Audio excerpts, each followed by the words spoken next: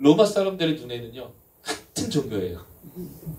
바리새파, 사두개파, 에세네파, 열심당원, 젤렛당원, 나사렛 예수파 뭐 이렇게 정도밖에 구분이 안 되는 거예요. 같은 여호와 하나님의 같은 구약 성경을 경경으로 하고 있는데 그 구약에서 말했던 메시아가 왔냐 안 왔냐 여기에서 갈리는 사람들이기 때문에 요대로부터 나온 종교인데 이 당시에 로마의 가장 중요한 통치 이념은 팍스 로마나라고 얘기했어요. 팍스 로마나는 로마의 평화를 유지하는 거예요.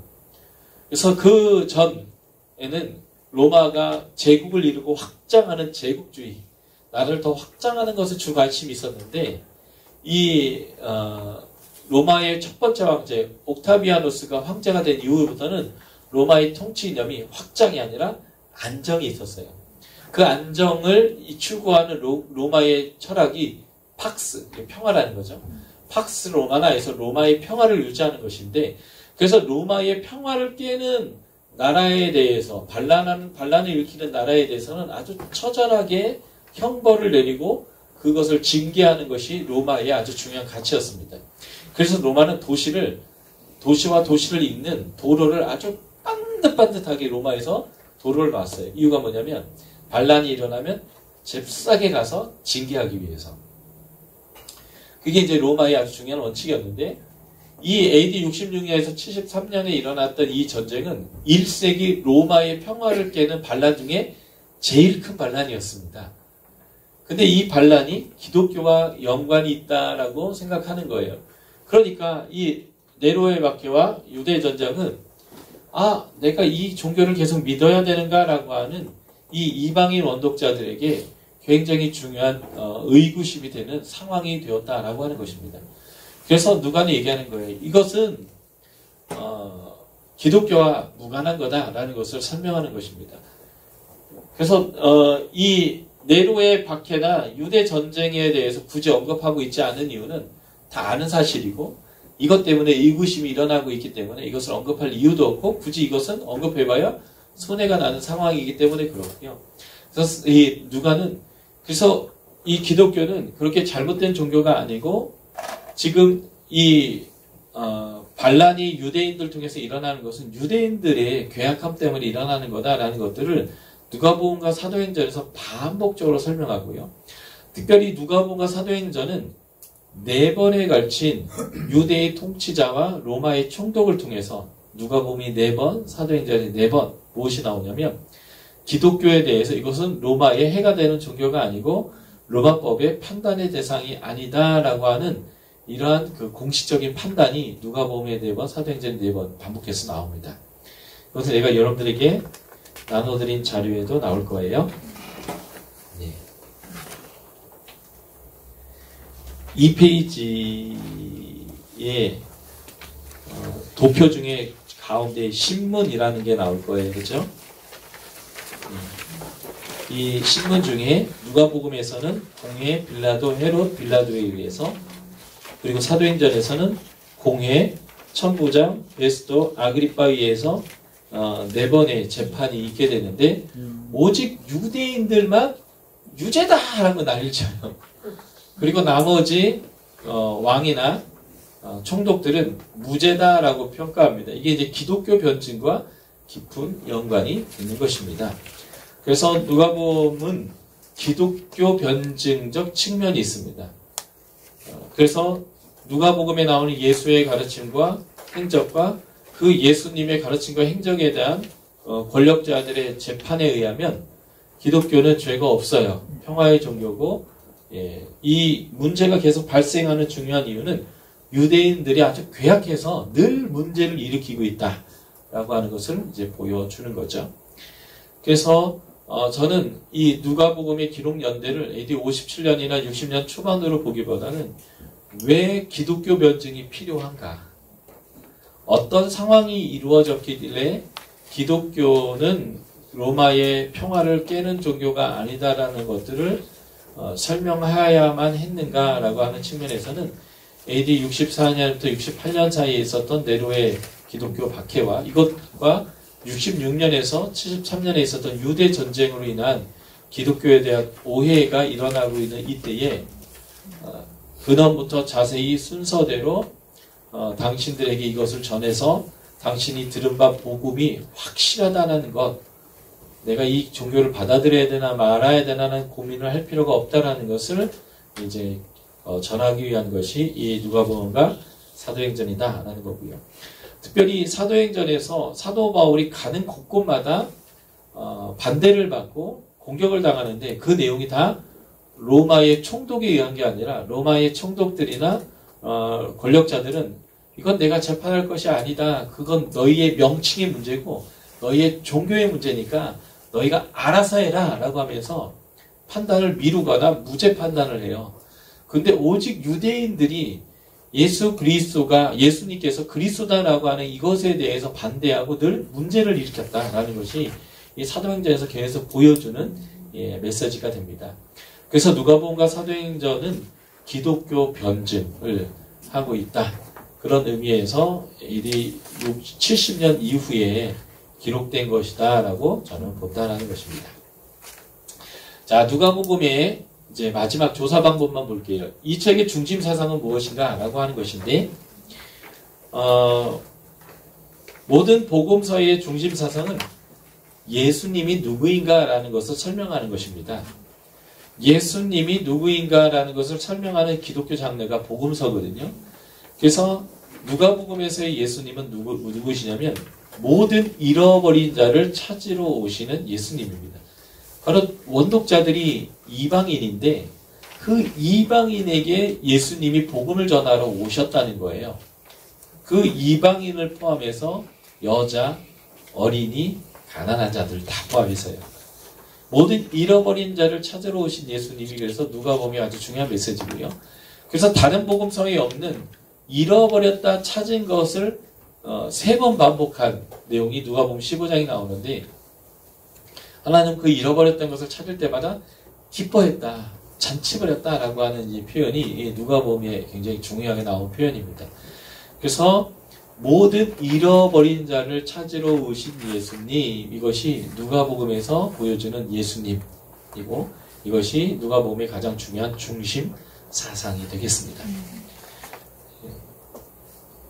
이 책에 쓰여진 이유는요, 데오빌로 원독자에게 이미 배운 복음에 대해서 확신을 주기 위한 것이고 또한 뿐만 아니라 예수님이 이 땅에 오신 이유는 유대인뿐만 아니라 이방인도 구원하기 위한 하나님의 아들로 오셨다라는 것을 설명하기 위한 것이고 세 번째가 기독교 변증적 측면에서 로마 제국에 대한 기독교 변증으로서 기독교는 로마에 해를 끼치는 종교가 아니라 합법한 종교로서 그래서 그들이 전하는 복음은 로마의 평화와 충돌되지 않는다라는 거예요. 그래서 예수님, 바울 모두가 로마로부터 유죄 판결받는 게 아니라 무죄 판결을 받았다.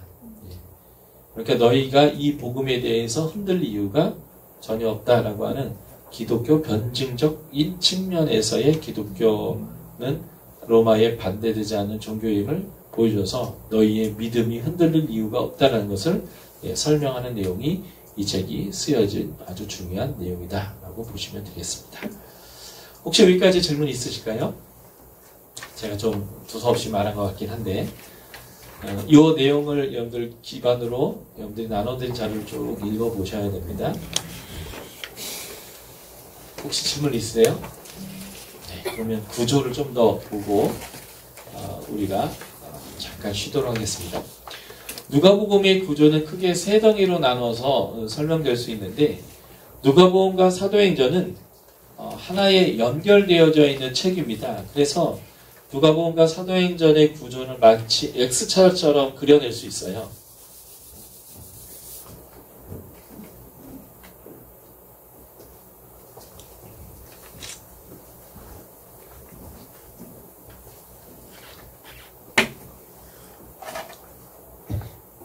이렇게 X자로 그릴 수 있는데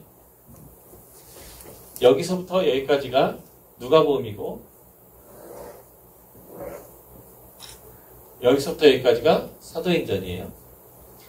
그래서 이 넓은 지역인 갈릴리로 시작해서 유대와 사마리아를 거쳐 예루살렘까지 복음이 오는 과정들을 설명하는 게 누가복음입니다. 갈릴리, 유대아, 사마리아, 예루살렘. 그리고 이 예루살렘에서부터 유대와 사마리아 그리고 땅끝까지 복음이 증거되는 과정들을 설명해 주는 것이 사도행전입니다. 그래서 이 누가가 전해준 이 복음서를 예수행전이라고 할 수 있어요. 그리고 이 예수님처럼 말하고 예수처럼 기적을 행하고 예수님처럼 고난을 당하면서까지 복음을 전하는 사람들이 나오는데 이게 바로 사도행전입니다. 이렇게 연결되어 있어요. 이 분기점이 뭐냐면 예수님이 십자가에 죽으시고 부활하시고 승천하셨는데 이때 거꾸로 또 성령님이 내려오셨어요. 이게 이제 예루살렘에서 벌어진 일입니다. 그래서 지금 요 예루살렘에서 누가복음 24장, 누가복음 마지막 장과 사도행전 1장이 이렇게 겹쳐 있어요. 내용이. 누가복음이 예수님이 승천한 얘기로 끝나는데 예수님이 40일 동안 이들을 가르치다가 승천하는 얘기가 사도행전 1장에 누가복음과 사도행전이 겹쳐 있는데 이게 바로 이 예루살렘에서 이루어지는 거예요. 그래서 누가복음은 갈릴리의 사역과 예루살렘에 올라가는 도중에 유대와 사역의 사역과 그리고 예루살렘의 사역으로 지역적으로 이렇게 세 곳으로 나뉩니다.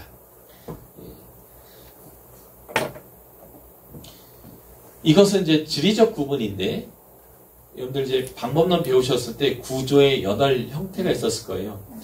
지리적인 구조뿐만 아니라 주제적 구조로도 나눌 수 있는데 누가복음 이 갈릴리부터 예루살렘 올라가기까지 19장 27절까지는 잃어버린 자를 찾으러 오신 예수님에 대해서 설명합니다.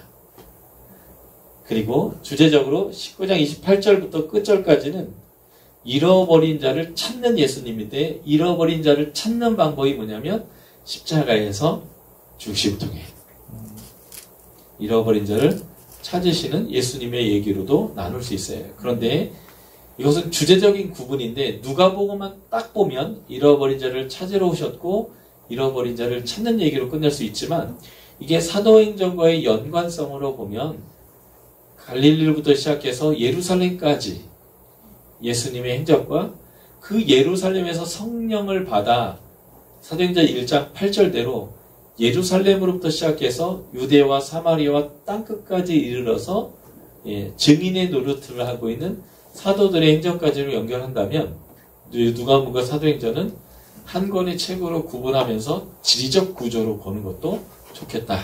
그래서 이 누가복음은 이 두 가지 구조가 아주 중요해요. 지리적 구조와 주제적 구조. 자, 그런데 여기서 우리가 봐야 될 아주 중요한 병행이 있습니다. 예수님이 누가복음 초반에서 성령을 받으셔서 사역을 시작하십니다. 그리고 제자들이 성령을 받아서 사역을 시작하십니다.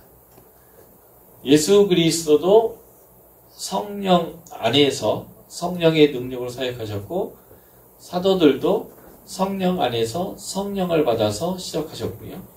예수님이 기도하실 때에 성령을 받았는데 이들이 오순절 다락방에서 전심하여 기도할 때에 성령을 받았어요.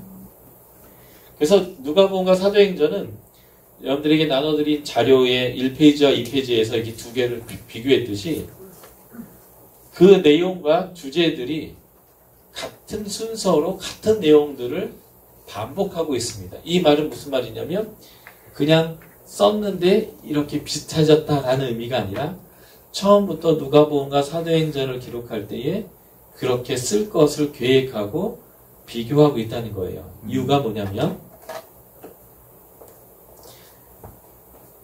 예수행전에서의 예수님의 모습과 사도행전에서의 제자들의 모습이 얼마나 닮았는가라는 것을 보여주는 거예요. 그래서 예수님과 사도들을 통해서 성령의 능력으로 당신들까지 이룬 복음이 우연이 아니라 하나님의 역사를 통해서 이렇게 복음이 당신들까지 왔습니다. 그러니까 당신들이 복음 배우고 받은 복음이 확실한 것이고 그것이 흔들릴 이유가 전혀 없음을 설명하기 위해서 일부러 그런 구조를 짜서 이 성령의 능력 안에서 우연히 당신들에게 이르는 것이 아니라 하나님의 절대적인 계획 안에서 이 복음이 당신들까지 이르렀음을 설명하는 게 아주 중요하고요. 또 하나가 이 누가복음 여기까지는 예수님인데 사도행전은 두 덩이로 나뉩니다. 1장부터 12장과 13장부터 28장까지예요. 여기가 바로 베드로. 1장부터 12장은요. 12사도 중에 베드로만 말합니다. 다른 사도들은 한마디도 안 해요. 실제 안 한 게 아니고 저자는 일부러 베드로를 중심으로 기록한 거예요. 설교도 베드로만 해요. 중간에 스데반 집사가 설교하는 내용이 한번 나오긴 하지만 12사도에서는 오직 베드로만 말하고 오직 베드로만 설교합니다. 그런데 실제 그랬다는 게 아니라 저자가 베드로를 중심으로 설명하는 거예요.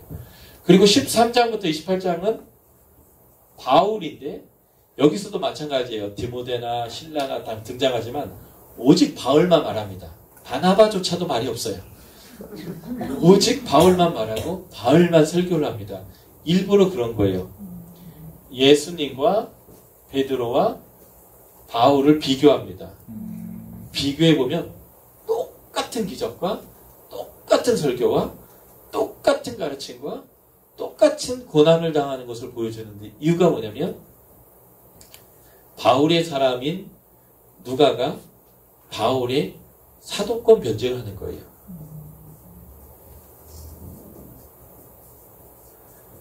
나중에 여러분들이 이제 사도행전 배우시겠지만 어디 가든 반대를 받는 게 사도 바울입니다.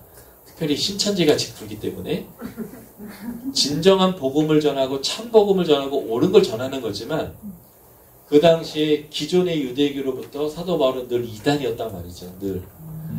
그리고 기독교 공동체에서는 저놈은 전에 박해자였는데 지금 진짜로 온 건가 아니면 더 큰 일을 위해서 지금 간첩으로 들어온 건가 그렇게 그렇잖아요. 예. 아주 강력한 박해자였기 때문에 그래서 사도 바울에 대해서 늘 의구심이 있었습니다. 특별히 기독교인 유대인들조차도 율법과 할례를 시행해야만 기독교인이다라는 가르침들이 굉장히 많았는데 사도 바울은 오직 믿음으로 구원받는다라는 이 가르침 때문에 늘 반대를 받았어요. 그래서 사도 바울이 쓴 13개의 바울 서신 중에 9개에서 나는 사도다라고 빠락빠락 사도 바울이 우겨요. 그거는 우기는 게 아니라 그만큼 사도 바울이 공격을 받고 있다는 것입니다. 그래서 지금 이 복음이 전파되어 있고 복음을 받은 데오빌러라는 사람이요. 이게 바로 서방의 기독교인데 이 서방으로 기독교를 전파한 사람이 누구냐면 바울입니다. 그래서 지금 이 바울이 전한 복음이 참이냐 아니냐를 설명하는 것이 누가복음과 사도행전이고요. 그래서 사도 바울은 그 당시 누가 봐도 사도다라는 것이 부인할 수 없고 누구나 인정하는 베드로와 비교해도 헐 낫고요. 거의 똑같으면서 예수님과 베드로와 비교했더니 똑같더라 라고 하는 그러한 사도 바울의 변증이 나옵니다. 나중에 이제 사도행전 배우실 때 이 부분을 정확히 배우실 거예요. 그래서 이 사도 바울의 가르침이 예수의 가르침과 같다. 그러니까 예수님이 전하셨던 하나님 나라의 가르침과 사도 바울이 가르치는 하나님 나라의 가르침이 동일하다라는 것을 보는 것이 이 전체에서 중요한데 바로 우리는 이 누가복음만 지금 보실 거지만 누가복음을 잘 배워놔야 이 뒤에서 얘기하고 있는 메시지들을 우리가 누가를 기준으로 계속적으로 같은 흐름으로 평가할 수 있을 것 같습니다.